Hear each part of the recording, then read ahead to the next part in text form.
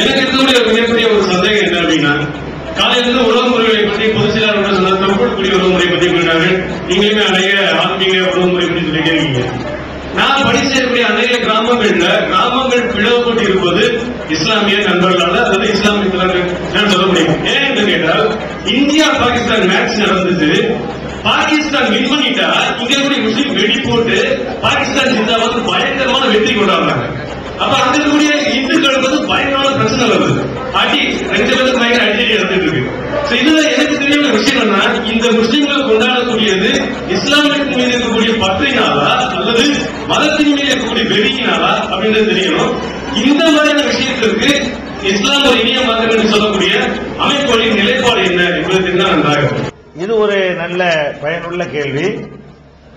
அவரு சொல்லக்கூடிய மாதிரி சில பேர் இருக்கிறார்கள் என்பதில் மாற்றுக்கிறது கிடையாது. சில பேர் இருக்கிறாங்க. அதுக்குள்ள நுழைவதற்கு முன்னாடி வேற ஒரு செய்தியை அவர் கேட்டதுக்காக நம்ம எல்லாருக்கும் பொதுவான ஒரு செய்தியை சொல்லணும். அதாவது ஒரு தேசத்தினுடைய பற்று என்பது ஒரு விளையாட்டை ரசிப்பது அதுக்கு அளவுகோல் ஆகக்கூடாது.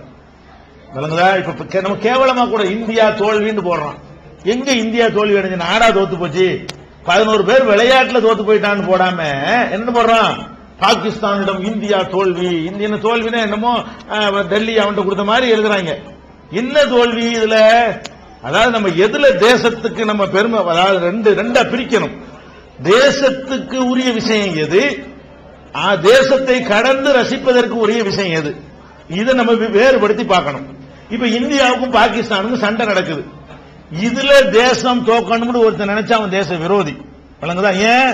இதுல தோத்தால் நம்முடைய எல்லை போயிரும், நம்முடைய மக்கள் போயிருவாங்க, நம்முடைய பாதுகாப்பு போயிரும், நம்ம கட்டி காத்திருக்கிற பல விஷயங்கள் போயிரும், அவன் எஜமா நம்ம அடிமையாகி போயிருவோம். இது நாட்டுக்கு பாதுகாப்புக்குள்ள ஒரு விஷயம். இதுக்கு நம்ம எந்த காரணத்தை கொண்டும் இதுல நிக்க கூடாது. அதே நேரத்தில் ரசிக்கக்கூடிய விஷயங்கள் சிலது இருக்கிறது.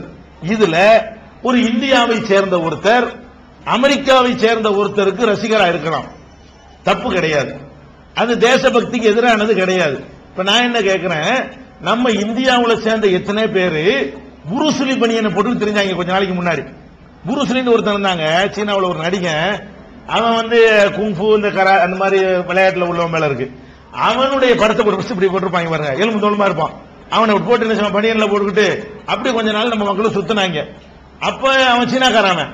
சீனாவுக்கு நமக்கு ஒரு வகையான பகை நாடுதான். பாகிஸ்தான் மாதிரி நம்மளோட சண்டை பிடிச்ச நாடுதான். அவன் இந்த புருஸ்லி படம் போட்டது சீனாவுக்கு சப்போர்ட்டாக போட்டான், இந்தியாவுக்கு எதிராக அதை போட்டான். அவன் எதுக்கு போட்டான்? இவனுடைய விளையாட்டு அவனுக்கு பிடிக்குது, வேற ஒண்ணும் கிடையாது. இவனுடைய அந்த சண்டை, இவனுடைய அந்த ஆக்ஷன் அவனுக்கு பிடிக்கிறது. இப்ப கூட ஜாக்கிசானுக்கு ரசிகனா இருக்கான் நிறைய பேர். இப்ப என்னது, ஜாக்கிசான் படம் தான் ஓடுறாங்க. அவன் இந்தியாக்காரனா? ஜாக்கிசான் படத்தை நீங்க ஏன் பாக்குறேன்னு கேட்கலுமா? அவனுக்கு ஜாக்கிசான பிடிக்கிறது, அதுக்கு என்ன செய்யறது? அது மாதிரி போறான். அப்ப நம்ம என்ன பண்ணணும்னு கேட்டா, இந்த விளையாட்டு இது அவ்வளவு வேணாங்க.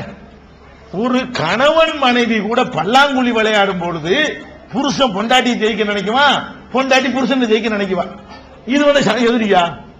புருஷன் பொண்டாட்டி பல்லாங்குழி விளையாட மாட்டாங்க. புது மாப்பிள்ளைய நம்ம மாவட்டத்தில் அது மாதிரி விளையாட வைப்பாங்க. உங்க சமுதாயத்தில் இல்லையோ, எங்க சமுதாயத்தில் அப்படி ஒரு பழக்கம் இருக்கிறது. இப்படியான ஒரு நிலையை நம்ம பார்க்கிறோம். இது என்ன வழங்குறது? அவங்க ரெண்டு எதிரியா? புருஷன் பொண்டாட்டி ஒரு பல்லாங்குழி விளையாடினாங்கன்னா 2 பேரும் எதிரியா? ஒண்ணும் கிடையாது. இதுல என்ன சில பேர் புருஷனுக்கு சப்போர்ட் பண்ணுவாங்க, சில பேர் பொண்டாட்டி பக்கம் நின்று கை தட்டுவாங்க. இதெல்லாம் என்னது? இது ரசிக்கிறது. ஒருத்தருக்கு எது பிடிக்குதோ ரசிப்பார். அப்ப நம்ம ஃபர்ஸ்ட் விளங்க வேண்டிய என்னன்னு கேட்டா, இந்த விளையாட்டு என்பது நான் கேட்கிறேன், பாகிஸ்தானுடைய கிரிக்கெட் டீமுக்கு ஒருத்தன் இங்க உள்ளவன் ரசிகராக இருந்தால், அங்க உள்ள ஒருத்தன் இந்தியாவுடைய டீமுக்கு ரசிகராக இருந்தால், அது தேசபக்திக்கு எந்த வகையில் என்ன செய்யாது, விளைக்கணும், பாதிக்காது. இன்னும் சொல்ல போனா, நம்ம நாட்டில் உள்ள பாடகிகள் இருக்காங்கல்ல, இவங்களுடைய பாட்டு தான் பாகிஸ்தான்ல ரொம்ப ஃபேமஸ். பாகிஸ்தான்ல உள்ள பாடகரை விட லதா மங்கேஷ்கருக்கு தான் ரசிகர்கள் அதிகம். அதே மாதிரி முகமது ரஃபிக்கு தான் அங்க ரசிகர்கள் அதிகம். இந்தியாவுடைய பாடகர் முகமது ரஃபி இந்தியாவுல இந்தி பாடகர் இருந்தாரு, லதா மங்கேஷ்கர் இந்தியாவுல இந்தி பாடகி இருந்தாங்க. இவங்களுடைய பாடலுக்கு தான் பாகிஸ்தான்ல ரசிகர்கள் இருக்கிறாங்க. அவன்லாம் இந்தியாவை பாகிஸ்தானுடைய தேசத்துக்கு விரோதியா அப்படி அவங்க பார்த்தாங்களா? அப்படி பார்க்கல. அதனால கிரிக்கெட்டுங்கிறது ஒரு விளையாட்டு, முதல் விளங்கிக்கணும். இந்த விளையாட்டை பொறுத்த வரைக்கும் நீங்க இந்தியாவை சேர்ந்த ஒருத்தரா இருந்து கொண்டு கூட நீங்கள் இங்கிலாந்து சேர்ந்த அணியுடைய விளையாட்டை ரசிக்கலாம். அது ஒன்றும் தப்பே கிடையாது. விளையாட்டு அவன் ஜெயிச்சதுனால நாட்டுக்கு ஒன்றும் நஷ்டம்லாம் கிடையாது. நாட்டுக்கு ஒரு ஜான் இடம் கூட போவாது. நாட்டுக்கு எந்த விதமான பாதுகாப்புக்கு அச்சுறுத்தலும் வராது. அப்ப ரசனைங்கிறது தேர்ந்தெடுத்து கொண்டதாக இருக்கணுமே தவிர திணிக்கப்பட்டதாக இருக்கக்கூடாது. நீ இதைத்தான் நீ ரசிக்கணும், நீ அதைத்தான் நீ ரசிக்கணும் அப்படின்னு சொல்லக்கூடாது. ஒரு ஊர்லயே ஃபுட்பால் டீம் போட்டான்னு சொன்னா ஊரே ரெண்டு பேர் ஆதரிப்பான். பாதி பேர் அந்த டீமுக்கு விசில் அடிப்பான், பாதி பேர் அது வரைக்கும் அண்ணன் தம்பியா தான் இருப்பான். ஒரு விளையாட்டு ஃபுட்பால் டீம் விளையாண்டு சொன்னா இவன் அந்த டீம் இவன் இந்த டீம் ஆதரிப்பான். அவனுக்கு என்ன செய்யுது, இவனுடைய விளையாட்டினுடைய அந்த தன்மை பிடிச்சிருக்கிறது, இவனுடைய விளையாட்டு தன்மை இவனுக்கு பிடிக்கல. அந்த அடிப்படையில் இப்படி எல்லாம் செய்வது தேசபக்திக்கு அளவுகோல் கொள்ளக்கூடாது, பொதுவா நம்ம விளங்கிக்கிறேன். ஆனா இந்த பாகிஸ்தான் என்பதை அவன் ஜெயிக்கும் பொழுது இவர்கள் இப்படி செய்வார்களே ஆனால் கண்டிப்பா அந்த அடிப்படையில் உள்ளது கிடையாது. இவர் சந்தேகப்படுற மாதிரி உள்ளதுதான்.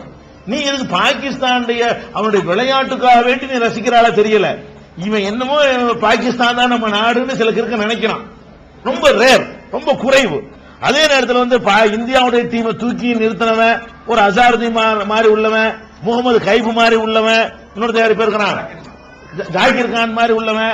அப்ப இந்தியாவை தூக்கி நிறுத்துறதுலயும் அவன் இருக்கத்தான் செய்யறான்.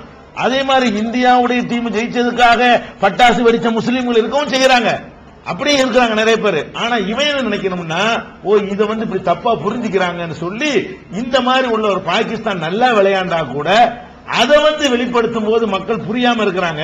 இதே அப்படித்தான் இருக்கணுமே தவிர அது நம்ம கண்டிக்கத்தக்கது ஒண்ணு.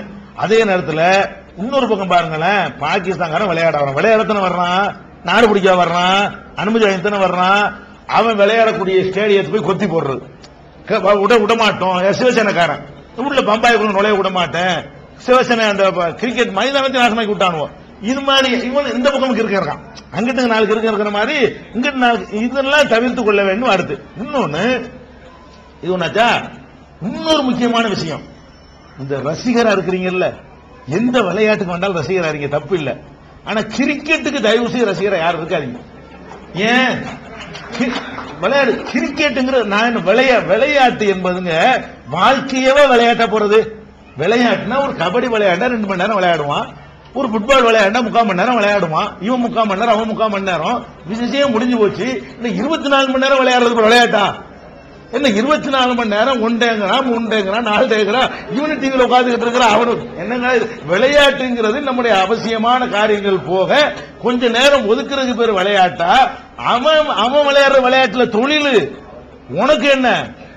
அவனுக்கு தொழில் ஒவ்வொரு செகண்டுக்கும் காசு. யாரு அங்க நின்று விளையாடுறான அவங்க இருக்க கிடையாது, நீ தாங்க இருக்க, ரசிக்கிற நம்ம தாங்க இருக்கனே தவிர அவங்க இருக்க கிடையாது. அவன் காரியத்தோட தான் இருக்கான். இன்னும் சொல்ல போனால் இந்த விளையாட்டுல நடக்கிற கிரிக்கெட்ல வெற்றி தோல்வி இருக்க, நெசமான வெற்றி நீங்க நினைக்கிறீங்களா? நெஞ்சில கைவை சொல்லுங்க. நெசமான வெற்றியா, நெசமான தோல்வியா? கிடையவே கிடையாது. நம்ம எல்லாரும் இந்திய மக்கள் அத்தனை பேரையும், பாகிஸ்தான் மக்கள் அத்தனை பேரையும் முட்டாளாக்கக்கூடியவர்கள் என்ன செய்யலாம் தெரியுமா? பாகிஸ்தான் இந்தியாவை விளையாடிட்டு இருக்கும்போது அதை வச்சு சூதாட்டம் நடத்தக்கூடிய ஒரு கும்பல் இருப்பான். அவன் என்ன பண்ணுவான்னா, எது ஜெயிக்கும்னு பந்தயம் வைப்பான். எது ஜெயிக்கும் வைப்பானா, இந்தியா ஜெயிக்கும் நிறைய பேர் கட்டிட்டாங்க வைங்க பணம். இப்ப இந்தியா ஜெயிச்சா அவன் பணம் கொடுக்கணும். அவன் என்ன செய்வான்னு கேட்டா இந்தியாவை கூப்பிடுவான், நீ ஜெயிக்காதே பாயிண்ட் வழங்குதா, இந்தியா ஜெயிக்கும்னு பந்தயம் கட்டிட்டாங்க. அப்ப இந்தியா ஜெயிச்சுட்டா பெரிய தொகை கையை விட்டு போயிடும். இவன் என்ன செய்வான்டா, இந்தியா டீமை கூப்பிட்டு நீ ஜெயிக்காதே, ஜெயிச்சா உனக்கு என்ன தருவாங்க? 1 கோடி ரூபாய் தருவாங்களா? 3 கோடி ரூபாய் தர்றேன், தோத்து போ அப்படிமா. உடனே இவன் என்ன செய்வாங்க, இப்படின்ட்டு ரன் அவுட் ஆவான். நம்ம கூட ரன் எடுக்க மாட்டோம், அந்த இடத்துல ஓட மாட்டோம். வேணும் தோக்கத்தானே, அதுதானே காசு வாங்கியிருக்கிறான். இப்படிமா ஓடுவான், மண்டை போட்டு அடிச்சுடுவாங்க. அப்ப நம்மளே பாக்குறோம், இந்த கிறுக்கு பயிலா இருக்கான், நம்ம கூட இது மாதிரி செய்ய மாட்டோமே, கிரிக்கெட்ல என்னன்னு கூட தெரியாது, நம்ம செய்யாத ஒரு காரியத்தை இவன் செய்யறானுங்கும் போது விளங்கிக்கிறன்னு இது விஷயம் வேற அப்படின்னு சொல்லி அப்ப என்ன செய்வான், இந்தியாக்காரன் தோத்து போயிடுவான். ஆனா ஜெயிக்க முடியும், அவன் தான் ஜெயிக்கிற அளவுல கை ஓங்கி இருக்கும். அதனால நிறைய பேர் பணம் கட்டிருப்பாங்க. இப்ப சூதாட்டக்காரனுக்கு என்ன இருக்கு, 20,000 கோடி 30,000 கோடி கிடைக்கும், இவனுக்கு ஒரு 5 கோடி 10 கோடி கையில கொடுத்து ஓடுங்கடான்டுவான், காசு கிடைச்சு போச்சு. அது மாதிரி பாகிஸ்தான் தான் ஜெயிக்கும் பணம் கட்டினான்னு வைங்க, அவனுக்கு கூட்டு பேசி நீ தோத்து போ, எல்லா நாட்டு பயிலும் திட்டு போயிடுவோம். கிரிக்கெட்ல உள்ள அவ்வளவு பேரு கொள்ளக்காரன் திருடன், நம்ம விளையாட்டு கிடையாது. அது அது முடிவு ஏற்கனவே சினிமாவில் மாதிரி தீர்மானிக்கப்பட்ட. சினிமாவில் ஒருத்தன் ஜெயிக்கிறான்னா அது நெசமா ஜெயிக்கிறதா? சொல்லி வச்சு ஜெயிக்கிறது. இவ கையை ஓங்குவார், நிக்கல விழுந்துரு, அதானே கதாநாயகர் கையை ஓங்குவாரு. நெசமா அடிக்க விட்டா ஒரு குண்டுமணி அடிச்சா எம்ஜிஆர் தாங்குவாரா? நான் கேட்கிறேன். அது சொல்லி வச்சு என்ன செய்யறது? கீழே விழுந்துரு. அதுதான் கிரிக்கெட். கிரிக்கெட்டுங்கிறது சினிமா மாதிரி ஏற்கனவே முடிவு செய்து கொண்டு யார் ஜெயிக்கணும், யார் எத்தனை ரன் எடுக்கணும், யார் எப்ப அவுட் ஆகணும், எல்லாமே ஏற்கனவே பேசி வைத்துக் கொண்டு நடக்கக்கூடிய ஒரு நாடகம். இதுக்கு தயவு ரசிகரா இருக்க வேண்டாம் என்பதையும் இந்த இடத்துல. என் பேரு